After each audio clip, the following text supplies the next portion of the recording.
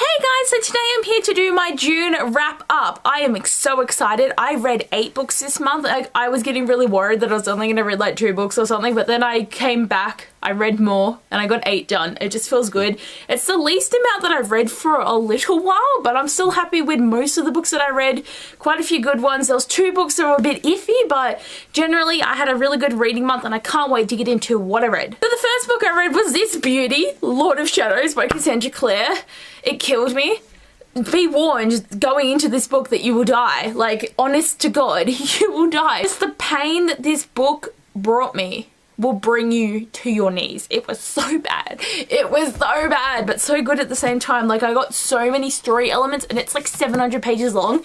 This is what kind of hindered me because this was like 2 average sized books in one. So it's a very large chunky book and I managed to read it in 5 days. I don't even know how I did that, but I am just seriously, I was in love with this book so much. It was so beautiful. Everything was great. And I have a book review that I'll link down below that you can check out for this book to see all of my thoughts because it's like 30 minutes long. Then I decided to read a small contemporary. Like, I needed to read something to make me feel like I read more. So I read The Statistical Probability of Love at First Sight by Jennifer E. Smith. And she's my new favorite contemporary author. I loved this so much. Like, it's only like 230 pages, but I got so much story and development and character depth in this one little book. I just love the whole idea of this book and how it takes place over 24 hours, so it's very fast paced, a very easy read, and just overall so adorable. I absolutely loved it and it just makes me want to read everything she's ever written. So I'm going to be on the hunt in the next couple of months, I'd say, for getting the rest of her books. The same with Casey West is I read like The Distance Between Us and then I just was obsessed and it took me forever to actually get the other books to read. But with Jennifer E. Smith, I hope it doesn't take me as long to read the rest of her books. The next book I read was Winter Song by S.J. Jones, and I have to say this book was a bit shit. I say it was a bit shit. It was very confusing. It was just very dull and boring in a sense, and the characters were just kind of a bit iffy to me. Like, the Goblin King though, I absolutely loved him. He's like my trash child. Like, I love those type of characters, but it's just Liesel, the main character, was just a bit annoying. Like the whole book, like the whole time, but the writing and the storytelling in this is quite beautiful. So it's a very big battle in my mind of there's so much I hate but so much I love and I don't know how to feel. But I have a book review that I'll link down below that you can check out for this book as well. Then I read Wayfarer by Alexandra Bracken, and I went into this book with my expectations lowered, and I'm glad that I did because, again, this book was just too complicated, too long, boring, nothing actually happened. Like, the only thing that kept me interested was the characters, but one of my most hated tropes is in this book, so it kind of killed it for me. Like, seriously, Passenger was like my most anticipated book of last year. Like, I was so excited for it, and then it was so shit. I have to say, it was so shit. Like, I just didn't like it. Like, I wanted to love it so much because it sounded like something I would absolutely love.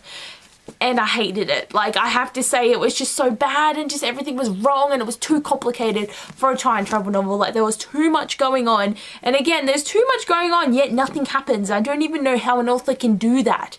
But, oh, this book was just such a drag, and it's like 500 pages and I was just dying through every page of it. And then I had a highlight, which was Flame in the Mist by Renee Ahdieh, and oh my god, I can't. Literally, Mariko is my new favorite person ever. She is so cool and smart and interesting, and I loved her character and just the way she was able to, like, infiltrate this black clan and be a boy and meet all these new people and find a family and have some just, oh god, it gets me every time. And Okami is my new book boyfriend. I love him so much. I can't wait for book 2. Like, it left on such a cliffhanger that I need the next book like right now. I also have a book review that I'll link down below that you can check out for this one, guys. Then I read the happiest, coolest book ever, and that was Queens of Geek by Jen Wild. Oh my god, this is the best mix of geeky, diverse, fandom, fun, friendship, love. It's just everything that you want is in this really tiny book. Even that, like, I mean, it's really tiny, but like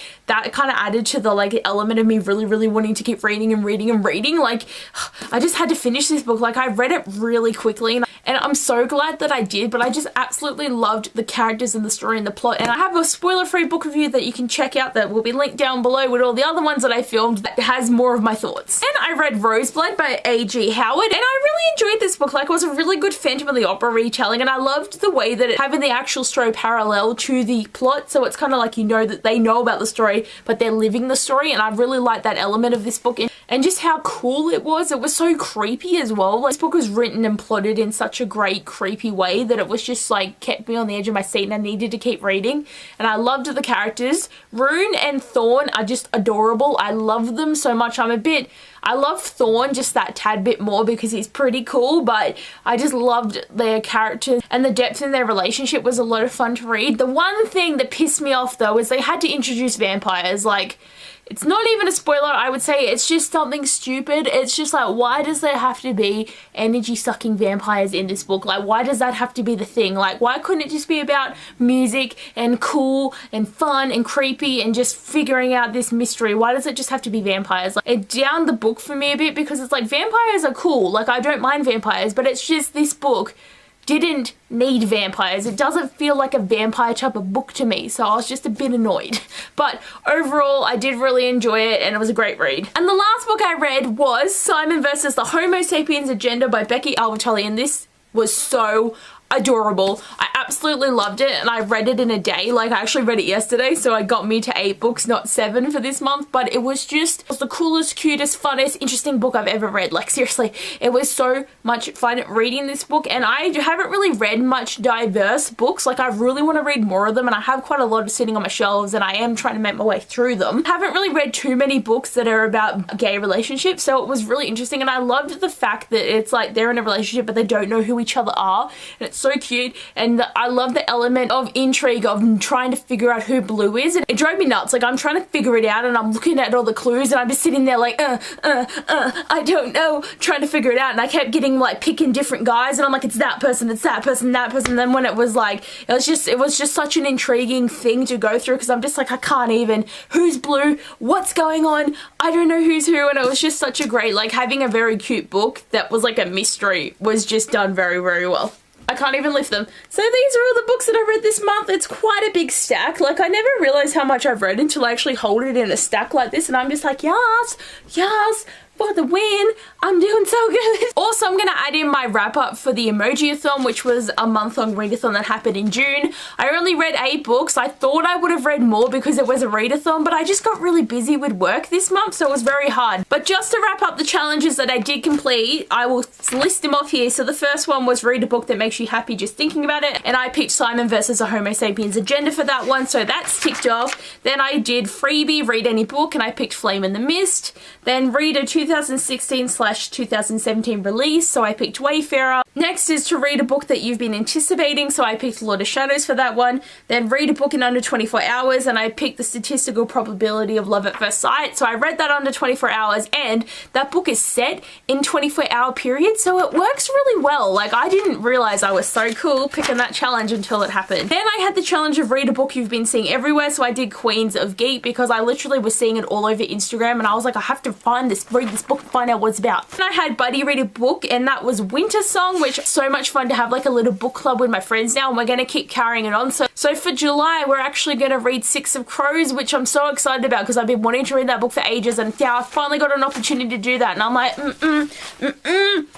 And the last challenge was read a book that features music, and I picked Roseblood. So that is my wrap up for the Emojiathon. I had so much fun doing a month-long readathon. It's the longest one I've ever done, but it was a lot of fun, so I enjoyed it. Now, looking at my diagram, I read 8 and I bought 2 books, and I'm not going to show the books that I bought right now because I'm planning to do a really big buy of books next month because of the financial year, so I'm just going to add the 2 that I bought plus one that my dad got me into that big haul that I'll do. That's going to be my big epic book haul that I shouldn't have bought because I have too many books on my TBR anyway. Maybe I should just call it that. But yes, I'm still happy that I didn't overbuy, at least for 1 more month, because I'm definitely overbuying next month. And I feel really shitty about this, but I'm not going to pick a TBR out of my bin this month either.